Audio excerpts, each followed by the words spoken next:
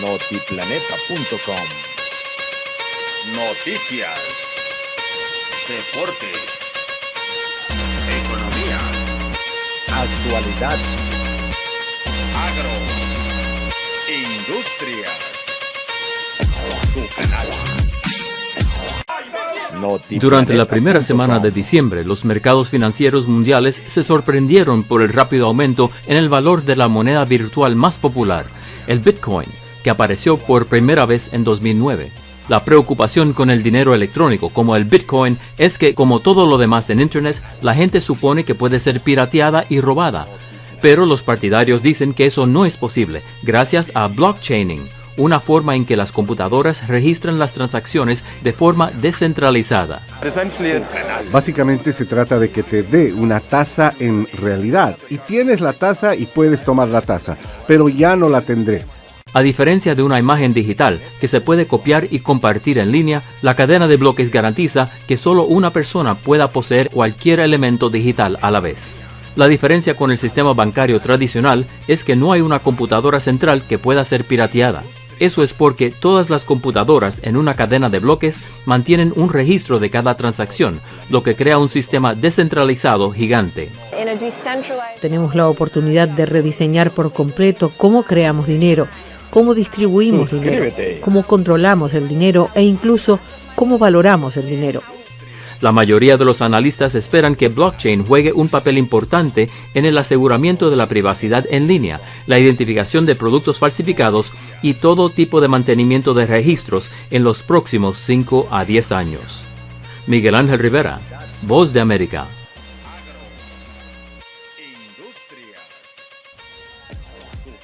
La crisis política que atraviesa Venezuela se evidencia en los más de 300 ciudadanos que continúan privados de libertad por criticar al gobierno. En ese sentido, múltiples organizaciones participaron en Caracas en el foro denominado Presos Políticos sin Derechos Humanos. El director del Observatorio Venezolano de Prisiones instó a su liberación, considerando estas fechas decembrinas.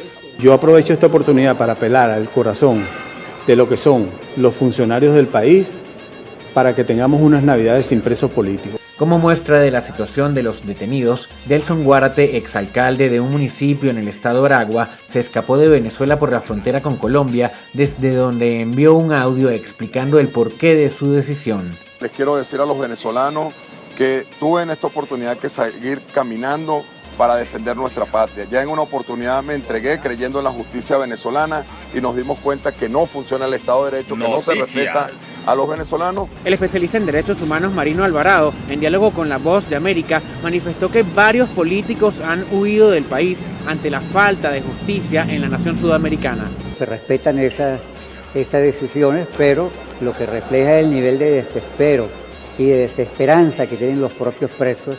Sin embargo, el fiscal general de la Nación, Tarek William, indicó que Venezuela es un ejemplo de democracia para el mundo porque se respetan los derechos humanos de todos sus ciudadanos.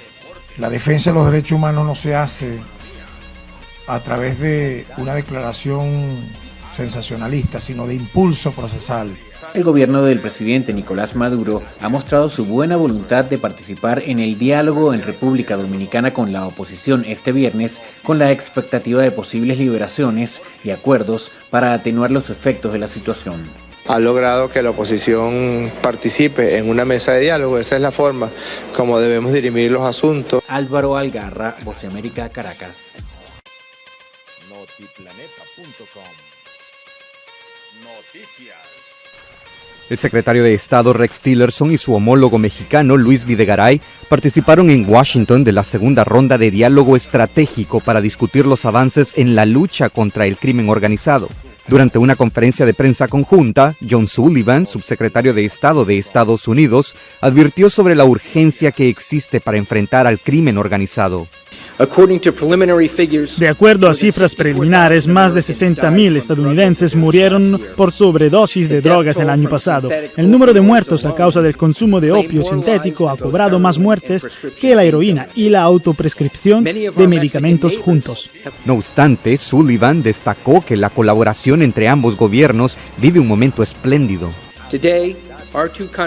Hoy día nuestros gobiernos tienen una de las más amplias relaciones en la aplicación de la ley en todo el mundo. 11 agencias de seguridad estadounidenses están representadas en la Embajada de Estados Unidos y los consulados en todo México. El canciller de México, Luis Videgaray, dijo que es hora de dejar de lado las acusaciones mutuas para trabajar en la búsqueda de resultados concretos. Donde México tradicionalmente culpa a los Estados Unidos por la demanda de drogas y Estados Unidos culpa a México por la oferta de drogas. Videgaray subrayó que con muertes a ambos lados de la frontera, la solución debe llegar también de forma conjunta. Miles de estadounidenses mueren por sobredosis. Miles de mexicanos mueren por la violencia que genera el tráfico ilegal de drogas. Y este problema solamente vamos a poderlo superar si trabajamos juntos. Por su parte, la secretaria de Seguridad Nacional estadounidense resaltó los logros de este segundo encuentro bilateral. Tengo el honor de anunciar que junto con el secretario Osorio Chong firmaremos un memorándum de cooperación para implementar por completo el programa para compartir el historial criminal de deportados. Una gran parte de los esfuerzos se enfocará en mejorar la seguridad en los más de 3,000 kilómetros de frontera que comparten Estados Unidos y México, destacaron los funcionarios. Gesell Tobías, Voz de América, Washington.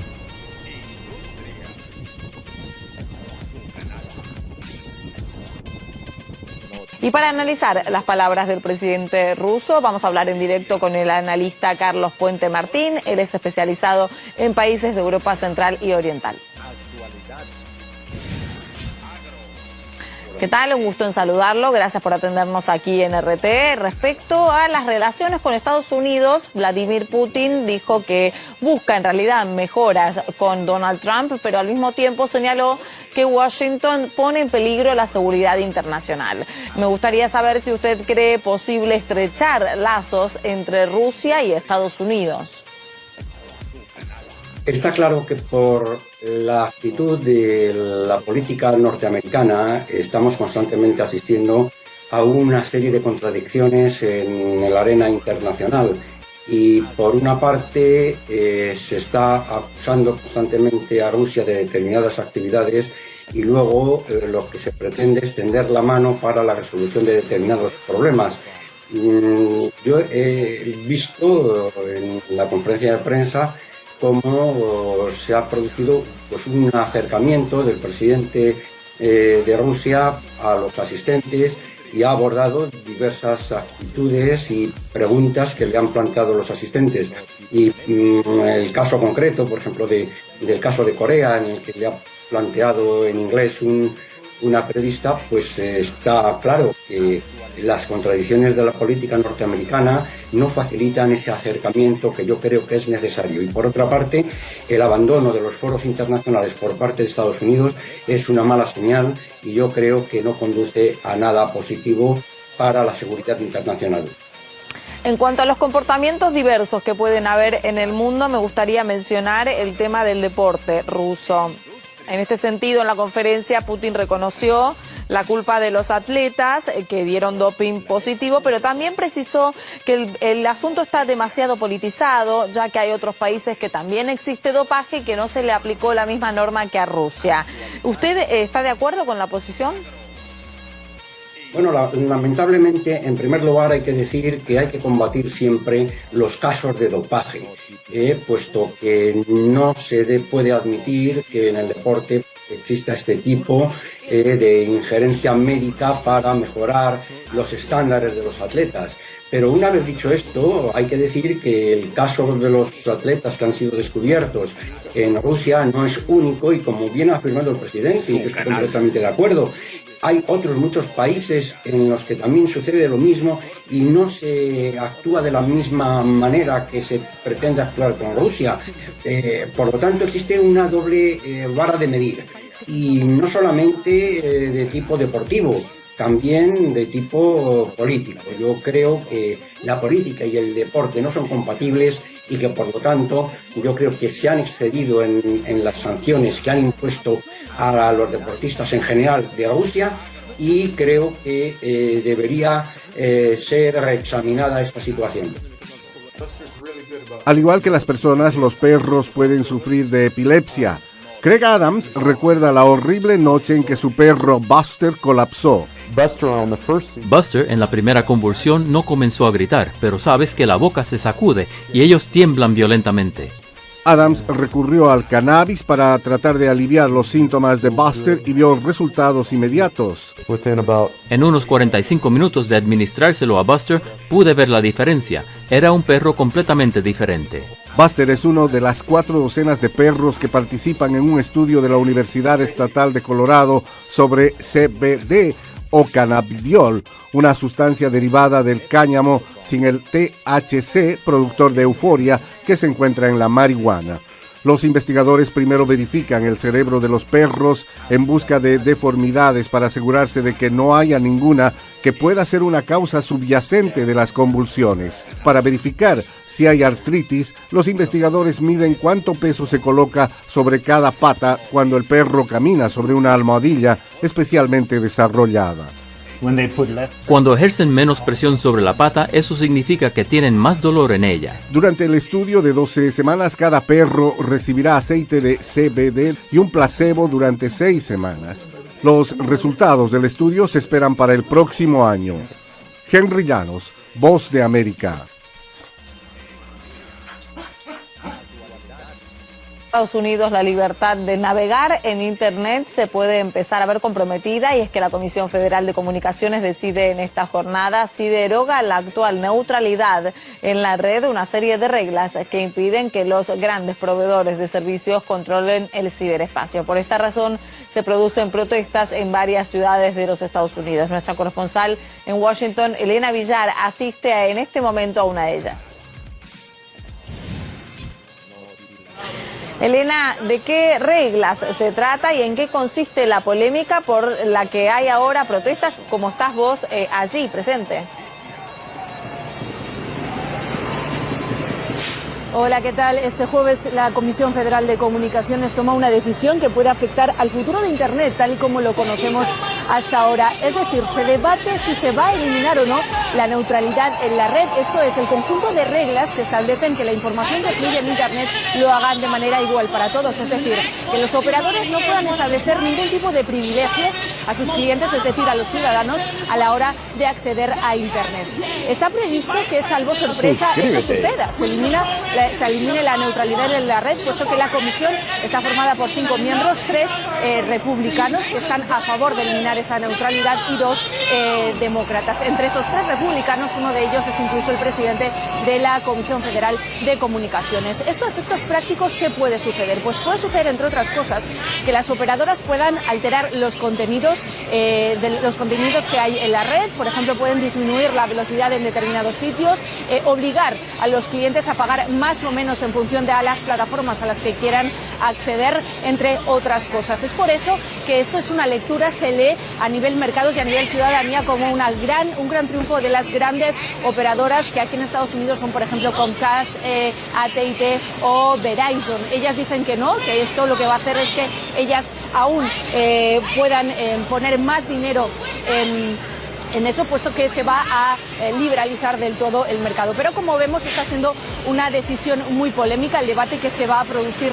este jueves aquí, porque hay plataformas de ciudadanos que están en contra, también incluso proveedores de contenidos muy conocidos como Netflix, también por ejemplo webs muy populares como BitTorrent, e incluso la llamada Asociación de Internet, que integra, entre otros, por ejemplo, a Google o a Facebook. Hay incluso una carta escrita por pioneros de Internet, personas que crearon la red, pidiendo a la Comisión Federal de Comunicaciones que no acabe con esa neutralidad de la red, que ellos concibieron esa tecnología para que fuera libre, para que los ciudadanos pudieran acceder de manera libre a ella. Incluso piden que no se desoiga el Consejo de Expertos, que hablan en ese sentido, y también de millones de comentarios que han sido llevados a la Comisión Federal de Comunicaciones para no acabar con esa neutralidad en la red. Incluso Anonymous ha amagado, ha incluso amenazado con hacer ciberataques a la web de la Comisión Federal de Comunicaciones si finalmente se acaba con esa neutralidad de la red. En este sentido,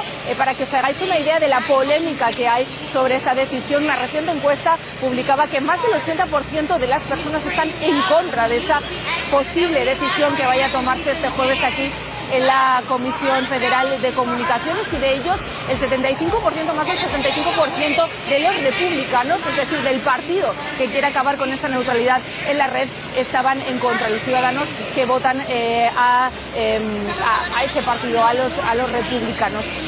Todo está por ver, salvo sorpresa, esto va a suceder, va a ser ese gran logro de las grandes compañías operadoras. ¿Qué puede suceder a partir de ahora?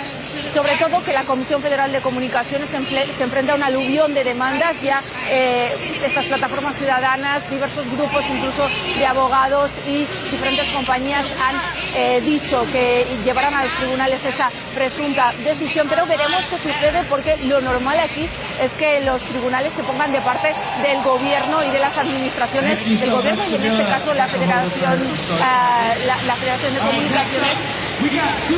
La Comisión Federal de Comunicaciones, pertenece, es un organismo perteneciente al gobierno. Veremos qué sucede. Eso sí, hay que matizar que lo que suceda va a afectar de momento a Estados Unidos. De hecho, por ejemplo, en Europa hace un año se aprobó una ley para proteger la neutralidad de la ley. Sin embargo, todo el mundo está en alerta, no solo aquí en Estados Unidos, también fuera, puesto que ya se sabe que todo lo que sucede aquí en Estados Unidos a nivel tecnológico y a nivel de regulaciones se acaba exportando de alguna u otra manera. Gracias, Elena, por el completo informe. Sobre las consecuencias de la eliminación de la neutralidad de la red, hemos conversado con el director organizativo de Center for Media Justice, él es Steven Renderos, y opina que sin estas medidas de protección, Internet podría ser utilizado para tener influencia en procesos políticos. Un Internet sin las protecciones de la neutralidad de la red asegura que la persona con más dinero pueda influenciar el contenido digital que les llegará a los usuarios del Internet. Quiere decir que los más pobres y marginados de la sociedad van a ser relegados a una experiencia de segunda clase, y que los ricos van a tener la oportunidad de poder pagar para que su expresión pueda ser escuchada y recibida por más gente. En ese sentido, pues los más ricos son los que tienen la más influencia económicamente en esta sociedad. Entonces, en los Estados Unidos, mucha de esa expresión política va a ser al nivel más conservativo, como lo hemos visto en las cadenas de cable. Entonces sí, existe pues esa posibilidad de que al moverse a un Internet sin estas protecciones, se va a poder utilizar el Internet más como una herramienta efectiva para poder tener influencia sobre el proceso político en los Estados Unidos.